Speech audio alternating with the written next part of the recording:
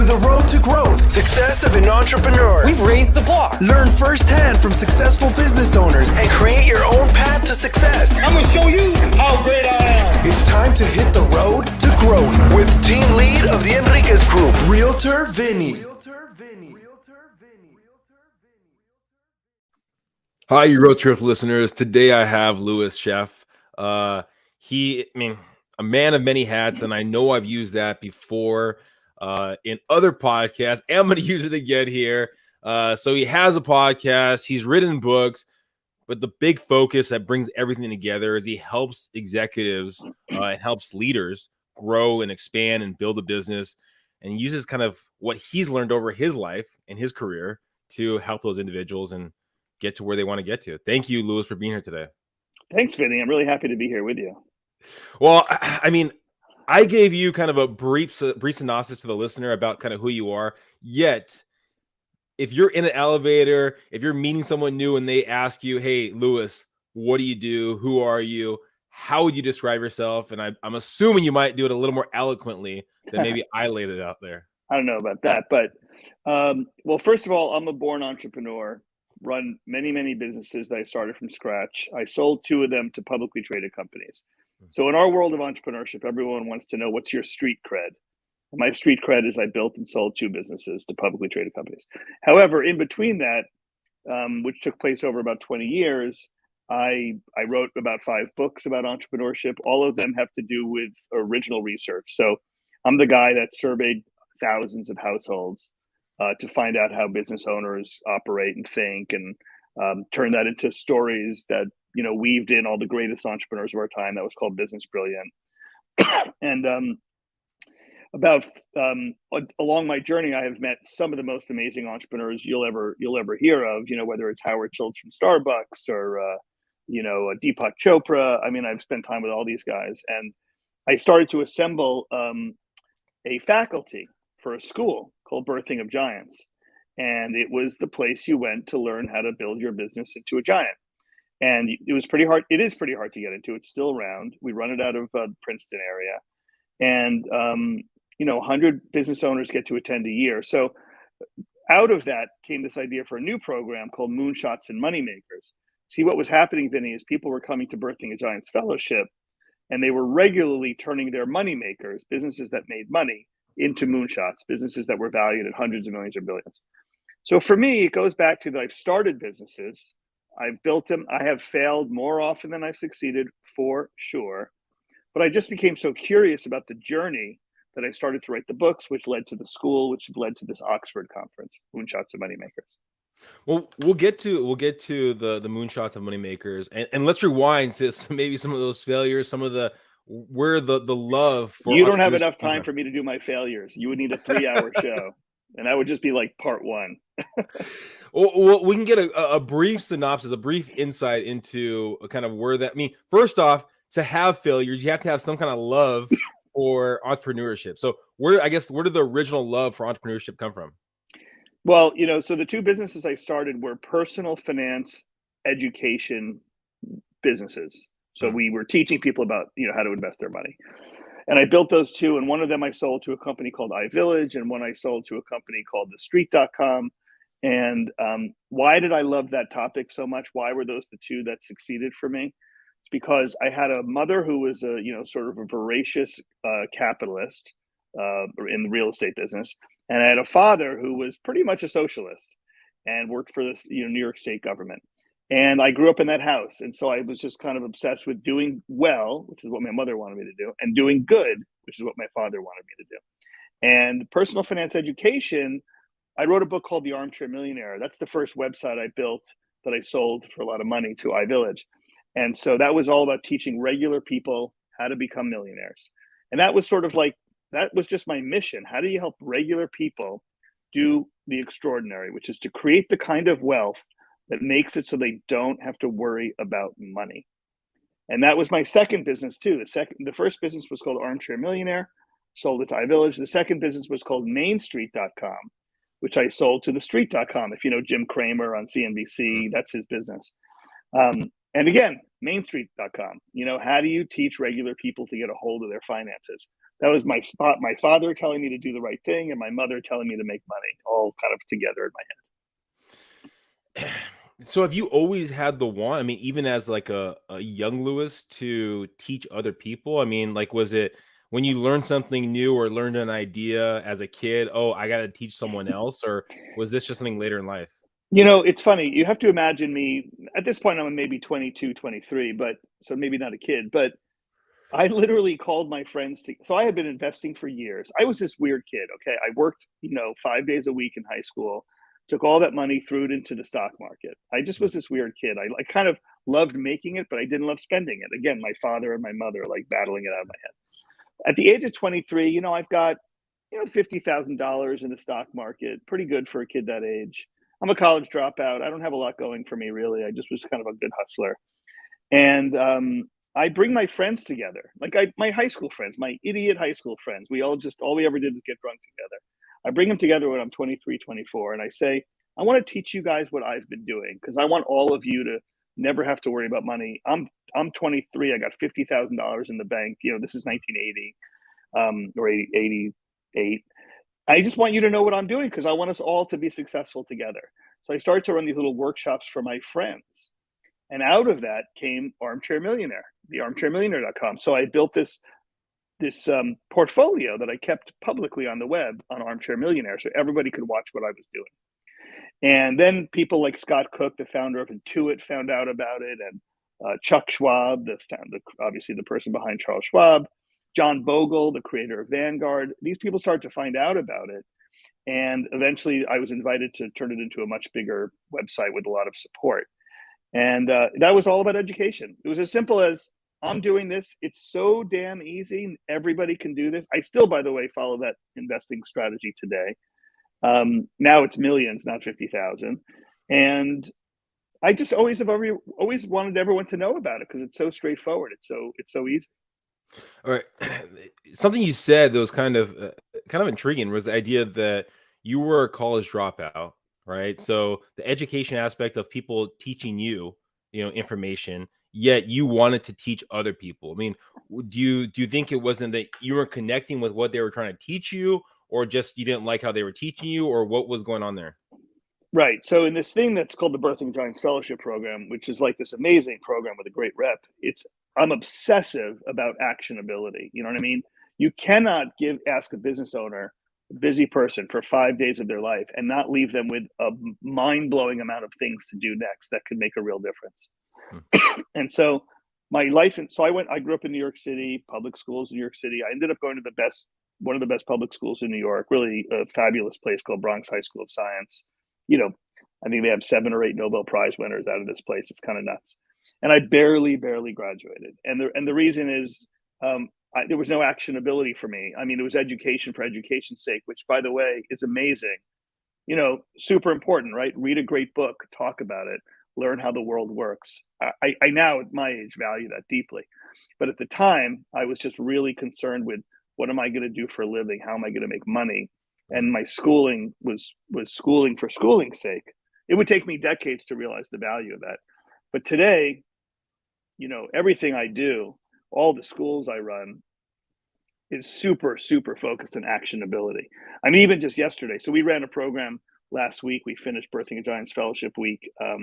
We held it at MIT, and it's all business owners. But just yesterday, I got in the room with the executive teams of all the attendees at that program. So these are the CFOs, COOs of all their companies, and explained to them what their business owner, their CEO, had just been through, so that they could help their CEO implement what we just learned at MIT. I'm just obsessed with that kind of stuff. If you give me your time, Vinny, and you don't have a lot of steps that can make a difference afterwards, then it's a total failure on me. Do you think, and I know I'm harping on this, I just come really intrigued, right? Is there anything that maybe a professor, if they kind of manipulate the curriculum that gave you action items, could have done something to keep you into college, keep you intrigued by it? Or you think that just how the structure is there, there's nothing one professor could have done to keep you into college, keep you focused. Well, I think I was the problem. I think I was just Okay. so really terrified about how to make a living that I just couldn't hear somebody tell Right. me how Socrates thought. Yeah. It just was over my head. I also think this is a kind of not to your point, but actually my brain at the age of 18, 19, 20 was just not developed in a way that I could absorb that information. Now I can actually absorb that information much better. Well, I mean, really, since I've been in my 30s, I can actually absorb that information. I'm pretty sure I had learning disabilities as a kid, and I'm pretty sure I grew out of them. But at the time, I just couldn't even follow what they were talking about when they talked about Socrates. And I was a philosophy major in college. I briefly did attend college. So I was trying to be a better human being, but my brain just did not work that way. I do teach undergraduates now. I teach 18, 19, 20-year-olds. I taught yesterday. Um, I, I don't know, you'd have to ask them, but I am so focused on actionability with them. Even those kids in the class, I'm saying, give me an example of a time you took a risk that required you to not hang out with your friends because you were going to work on something hard, maybe take a few of your dollars and put them at risk and give your time to something that, wasn't necessarily going to work out. And, a handful of kids raised their hand and tell me the story about how they spent a month trying to figure out crypto or whatever they were working on. And I said, great. You spent the month, you lost the month of your life, no big deal because you took a shot. I'm just all about that process. The gift I had, I don't know where it came from, is that I have no fear of failure. And I think if you probably know a lot of entrepreneurs, we kind of don't fear failure. I'm not saying it doesn't hurt when we fail. I feel really bad when I fail. I'll just do it again right afterwards. And that's sort of hard, what I'm trying to teach. Well, and the interesting thing about talking about that is, I mean, I've talked to entrepreneurs that actually enjoy failure because it's a learning experience. And when you change the way you look at failure, it changes the way basically you feel when it happens. So I think that was a big takeaway from a lot of entrepreneurs. I wrote a book called The First Habit, which all your listeners can gain access to really easily. It's for free at my website, but it's all about how the number one habit of the most successful people I've ever met is that they discover what they're best at, and the only way to discover what you're best at is to figure out all the things you're bad at. And if you're willing to endure the journey of discovering one after another what you're bad at, you're inevitably left with what you're good at. But it's painful, man. It's really painful. So I have two questions. I'm gonna go back to the first one. Was the idea that so your two companies that you end up selling out to or selling, right? Did you originally have an exit strategy when you started the companies, or was that not in mindset at all? So what we teach at Birthing Giants Fellowship Program today in Moonshots at Moneymakers is all about how the capital markets, the private equity guys, the corporate M&A, the venture capitalists, how they look at our businesses. Because if you don't understand the language of how they look at our businesses, you're going to build the wrong thing. The famous Wayne Gretzky quote, I go to where the puck's going to be, not where it is. If you don't build your business for where capital markets are going to be, you're going to be left without a date to the dance. So my two businesses, totally random. I was 27, I was 35. I didn't understand the capital markets one bit. And it happened that I built something of value to them. Honestly, I got to put those two exits. Both of them were 7-figure exits, not 8-figure exits, but 7-figure exits. Both of them, my exits were luck. I had happened to build the thing that people wanted. I didn't understand the capital markets when I did it. Well, there's probably something a little more than luck if you did it twice, I would think. A little more than luck. Well, maybe the first one was full stop luck. The second one might have been, hey, I wonder if I can do it again. Gotcha. And then the second thing was you talked about that you coach, you teach, you train basically undergrads, and then you also teach and train, coach executives, right? So what's the difference between coaching maybe someone that's a little wetter behind the ears compared to someone's a little more seasoned? Well, first of all, my Birthing a Giants program is a pretty expensive program. It's 1 week. It's intense. And, as I always say to our participants, you're going to come in on day one, fresh as a daisy. On day 5, we're going to pour you into a taxi. And those folks are super, super committed to learning what we have to teach them because they run a business. They may have 1,000 employees or whatever. And so they just are they're fully aware of the responsibility they have, of all the kind of people they touch in their lives. So they're dead serious. The important thing to note about them is that they pay for it out of their own pocket. If you own a business and you pay X amount of dollars tuition, it's coming from your pocket. The executives who attend the Oxford program at Moonshots and Moneymakers, which tend to be a mixture of owners who pay for it out of their own pocket and executives who it's a corporate expense to them. So you have to work a little harder to make sure that they're engaged. I really think it comes down to where does the money come from. And now you take the undergrads, 20-year-olds, who typically their schooling is being paid for by their parents. So there's just this huge disconnect. So as interesting as a teacher I try to be, I see people with their iPhones out, and I can tell they're texting somebody. I would never see that in Birthing of Giants Fellowship or Oxford, but the 20-year-olds with their iPhones, it's hard. It's hard. Is it also, an attention span, or you think it's strictly based off of that they don't have enough skin in the game? Well, skin in the game is what I think about, but I think you're right. Attention span. Obviously, they got 5 other classes they're worried about. The hormones in that classroom are like off the hook. So I think they got a lot of things on their mind. But I don't know how old you are, Vinny, but anything that's going to come out of my mouth next is going to be one of those old man things about kids today. They off my lawn. Yeah. So I think that they've got a lot of. We did actually talk about this just yesterday in class. They have a lot of fear about failure. I think the way they described it is their social media existences are all about what's great about their lives. Here's a picture of me at the beach, and here's a picture of me laughing with friends. And then they say, I'm just afraid to fail because I'm trying to present my life to the world as a total success story. That's what they said to me yesterday. And I'm not a social media guy, so I can't even imagine being a slave to social media like that it would guide my life. But that's kind of what they told me yesterday. I was blown away. Well, that's one of the big reasons why I started this podcast, was the idea that a lot of people weigh their insides by people's outsides on social media, and you only see that small window into their life, which it's always interesting when you say, oh, I'm having great success, I love my company, I love my job. Then the next day it's like, I switched companies. Okay, well, that wasn't the case. Or happy marriage and then divorce tomorrow on social media. So our business owners at the Birthing Giants Fellowship program come in, and minute 1 of day 1, we say, don't tell us everything's great at your business. We know it's not true. It's not possible. So if you're going to come into this, as we all do, I meet you in the airport. Hey, Vinny, how's business? You say things are great. I say, yeah, things are great for me too. But if you and I spend a few hours at the bar, we tell a different story. Exactly. And so Birthing a Giants Fellowship program, you have to tell that story about what's really happening. In the undergraduate classroom, I think they're prepared to tell it. It's just that they have to have it coaxed out of them. Yeah, they want to make sure it's a safe zone, a safe area, right? Yeah.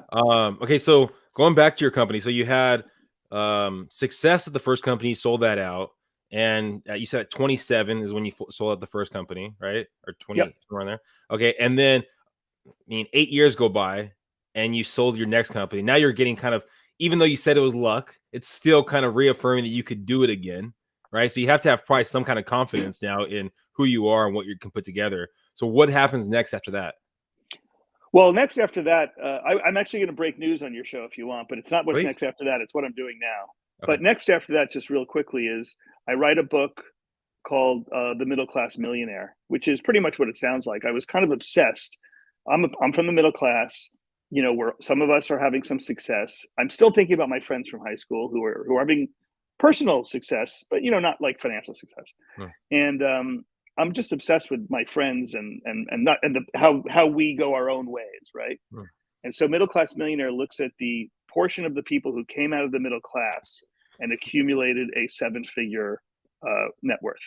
And how are they different than the same people who lived through the middle class, same schools, same access to people? How come so many of them stay in the middle class and a very small number of us went to a different level?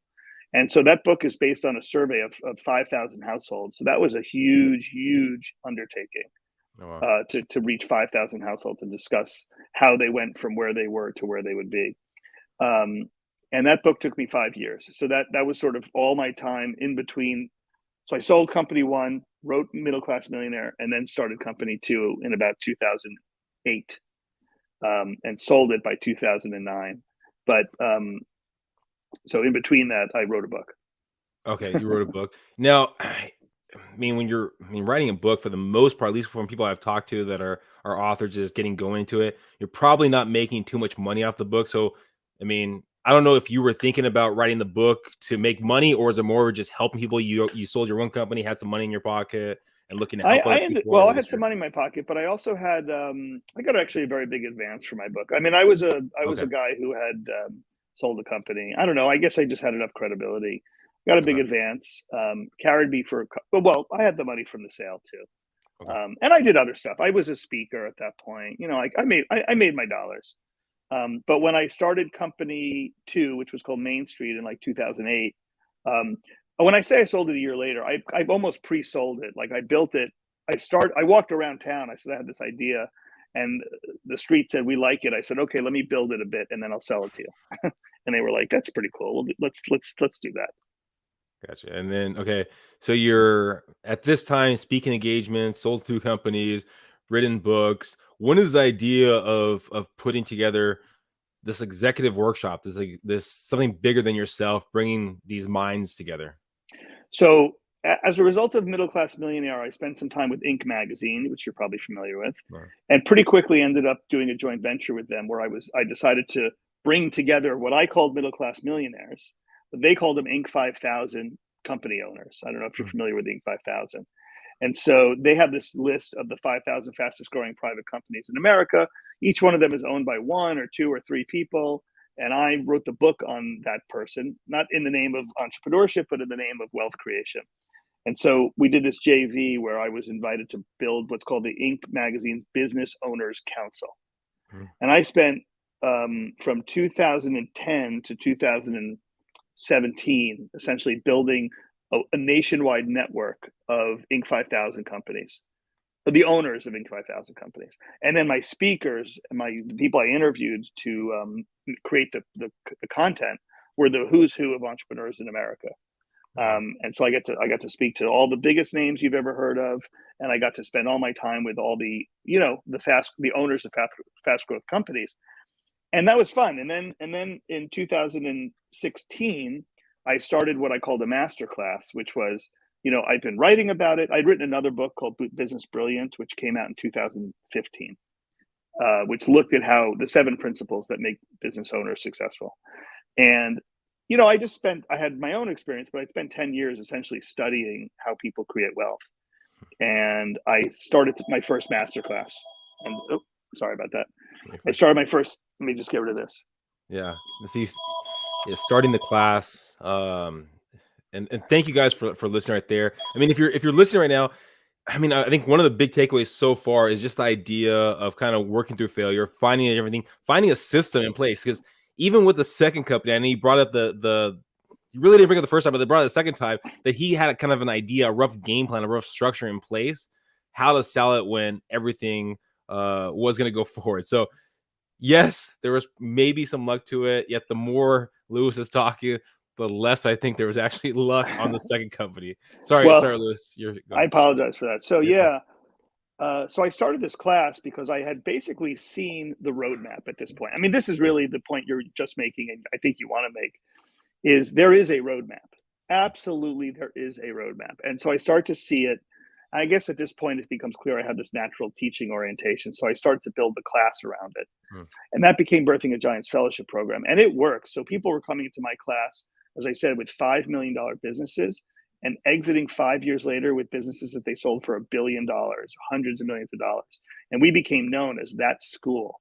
Bring your 5, 10, 25, 50, $100 million business into our school, and we'll show you how to make it worth $1 billion. And that's true to this day. I still run it. But the roadmap became clearer and clearer and clearer, that actually this year, I've launched a company which I'm already writing about for a column, which I can't tell you yet. It's not out yet. But anyway, my news I want to break on your show is that myself and 2 other individuals have gotten together, and we're launching an education technology company. But the roadmap is entirely reverse engineered to create a unicorn. So the goal of this new enterprise is to create a company with a valuation of $1 billion or more. And it's built specifically on the roadmap. It's built from the $1 billion valuation backwards to today. And there's obviously going to be some luck involved, and there's going to be some a lot of hard work involved. But I'm here to tell you that the Moneymaker to Moonshot roadmap, which we now talk about at Oxford and I talk about at Birthing of Giants, it works. And I'll prove it out over the next 3 years because I'm starting with my roadmap. But I've already built a handful of these moonshots in the program already. Now I'm building my own. All right, so right now it sounds like you have a pretty good roadmap, right? A really good map to get from point A to point C, right? When you were first starting your company, you started building milestones, and then the second company you had the milestones. You didn't have maybe the full in-depth roadmap. What are some things that you thought you had in the milestone that once you actually build the roadmap to get from point A to point C, you didn't know or changed the way you looked at things? Well, people are obsessed with the product. You've got to be obsessed with the financial model. You've got to be obsessed with how money flows through the company. So, someone came to me with an idea for had to do with it was a food and it was a refrigerated food. So I'm immediately going into, because I've been working with so many businesses, I'm like, look, how much money are you going to charge? Because perishable food that needs to be frozen is heavy. It's bad for e-commerce. You got to fight for shelf space. Anyway, these were all things he'd never thought of. He just had an idea for a food that he thought people would like. And so now we do this at Birthing of Giants. We have this thing called 1 year from today. At the day 5 of the 5-day program, they have to explain their business. And I bring in killers. We call it Murderers Row. And they basically take these guys apart, men and women. And so you have to understand how money flows through your business. And you have to understand how capital is valued from investment to exit. In a way, the thing you do is the least important part of it. In a way, the thing that matters most is, have you built a good financial factory? And this isn't what entrepreneurs typically think about, right? They're sort of half inventors. And so, for example, I share with you that we're starting our own unicorn. That's because I have reverse engineered this literally from sovereign funds. Those are the funds that nations have that want to deploy capital. I know what they want. I know what a sovereign fund that is looking for a place to put $1 billion. I know what they're looking for. Then I know what venture capitalists in Silicon Valley are looking for. And then I know what, a good financial model that has a good fundamental economics is associated with it. And then I go looking for a business that fits all those criteria.